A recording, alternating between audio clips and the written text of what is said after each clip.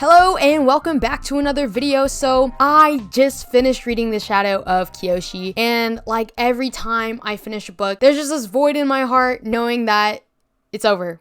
But despite that, there's so much more to talk about when it comes to Kyoshi and her story within the Avatar universe. So today I will be talking about some topics that this novel took on alongside with The Rise of Kyoshi. And trigger warning, I will be mentioning depression and murder. And this video is going to be full of spoilers. So if you haven't read the book and plan to, please come back later. And so first, I'd like to address the extremely conflicting messages each Avatar series has put forth, from Aang to Korra to now Kyoshi. And by conflicting messages, I mean the big question, is murder okay? Is it okay to kill somebody? And this question is extremely provoking and one that is constantly asked in our own world today, as many people have different stances on the death penalty and all that very harsh stuff. So the last Airbender's finale pretty much is like, no, just stop. Killing is bad. Killing is very bad. Don't do it. Don't kill. Aang just take his bending. You don't have to kill anybody in the end. And the only on-screen death that we really saw was Jet, and that was just bad.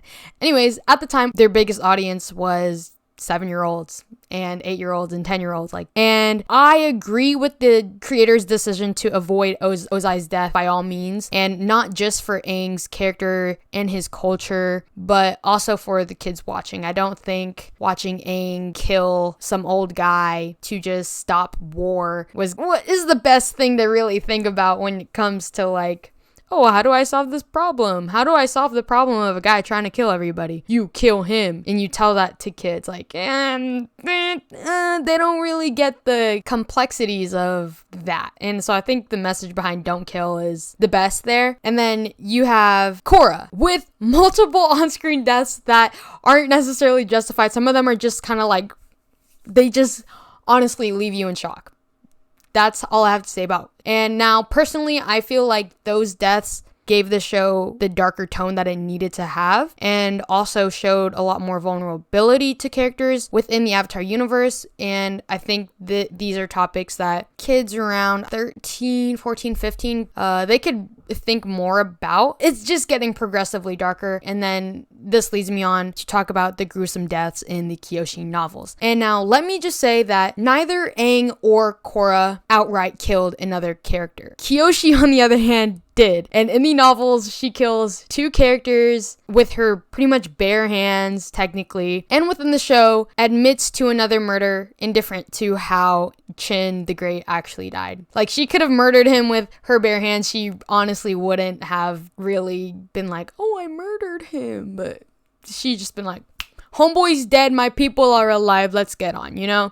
So as I read through The Shadow of Kyoshi, I really saw her character growing and becoming aware of the significance of killing. And I just want to point out that Kyoshi's character is tainted by death. And in the first novel, it feels like she'd do whatever for justice, especially if that meant taking another person's life. She was so set for revenge in the first novel. It was just constant. It was really dark. But in the second novel, she becomes a lot more restrained and actually does her best to keep everybody alive. It's really interesting to see the contrast, but then still understand that she still has the ability to take another's life, even though she now is more aware of what she's doing and she's not as blinded by her seek for vengeance. In the end, though, I do feel like her hand was forced into blood when she killed Yun. She honestly did everything to keep that boy alive, but he was just evil. Like, in the end, he really just turned corrupt, and I feel bad. I feel really bad for his character, and I would not be surprised if Yun apologists exist out there. Like, honestly, he was a very charismatic, cool guy until he started killing everybody. So yeah, and that just leads me to the idea that there are evil people in the world. And when I mean evil people, I mean people that are beyond being redeemed and just are evil at heart. No matter what you do, no matter what you talk to them, no matter what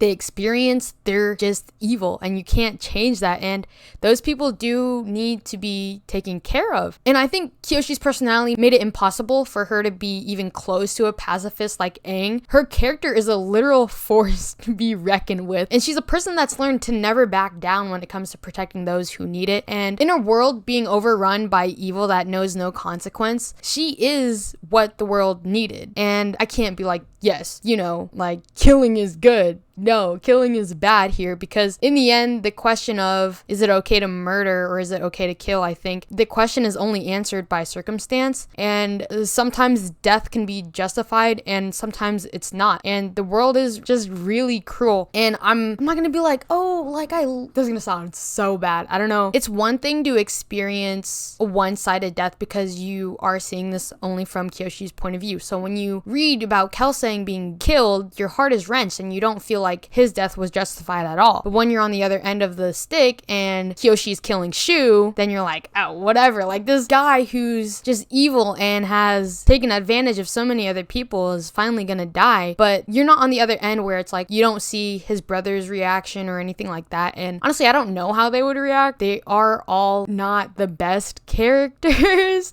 But it is always one-sided, and even though I think Shu's death was satisfying, like, I can't be like, it's the best thing ever because he's dead, It's just bad, and the world is kind of just cruel that way.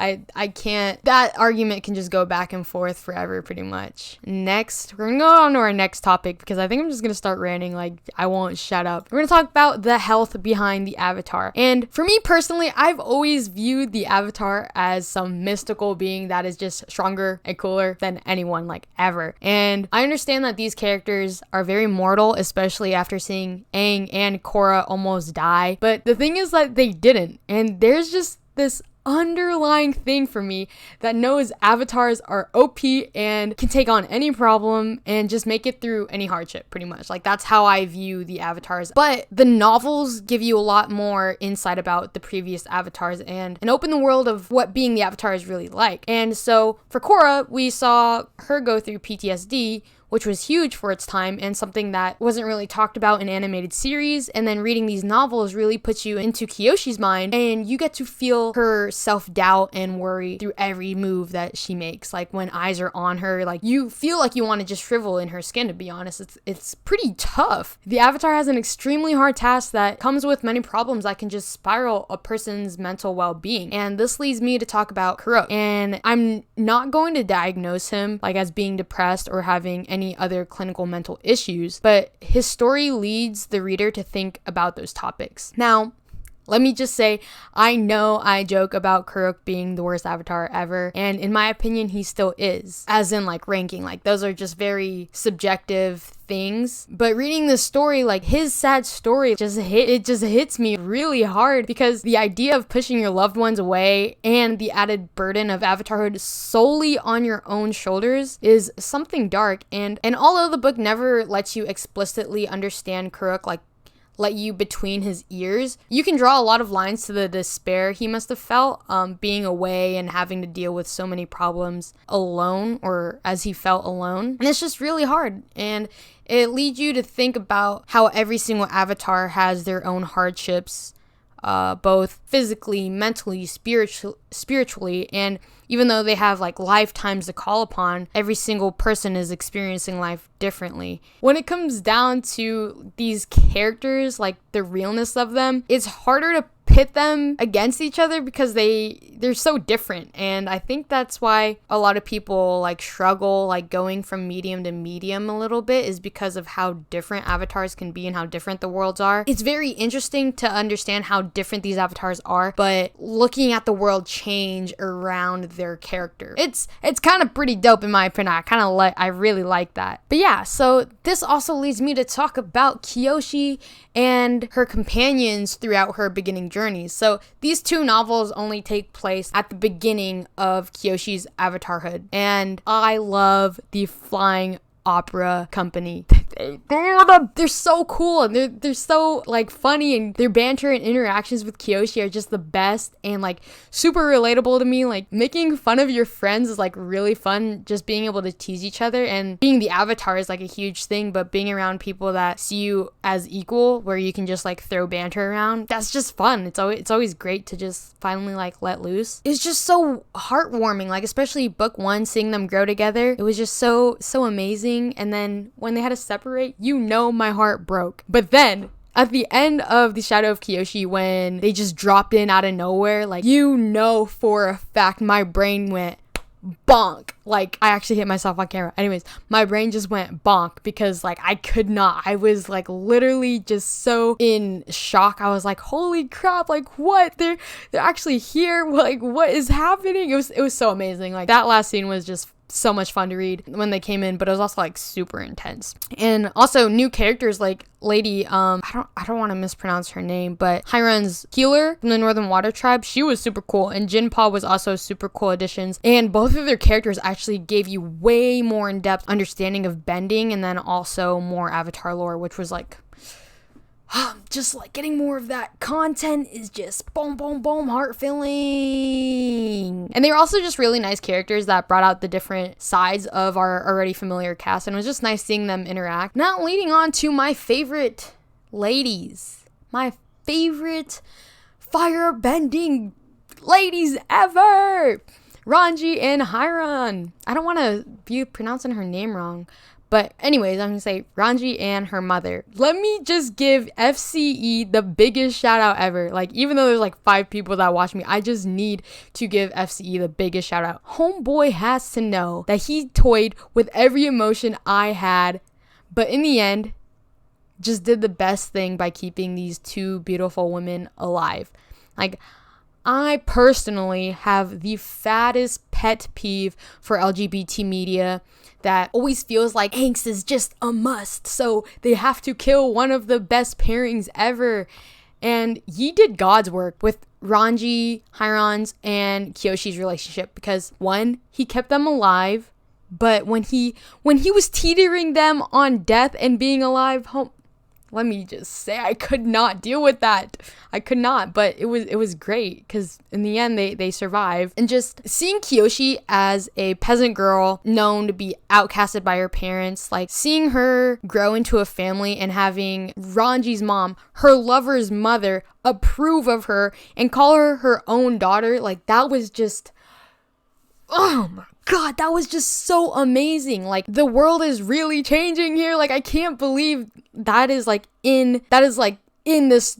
I don't know why I can't believe it. Like, it should be believable, but I just can't. I cannot. It's just so amazing. It's just so heartwarming to be able to like have some kind of happiness finally for like a character that's just been through so much death and sadness. To finally have this idea of family behind her was just amazing. And I think that's where the supporting cast really just hits it for me.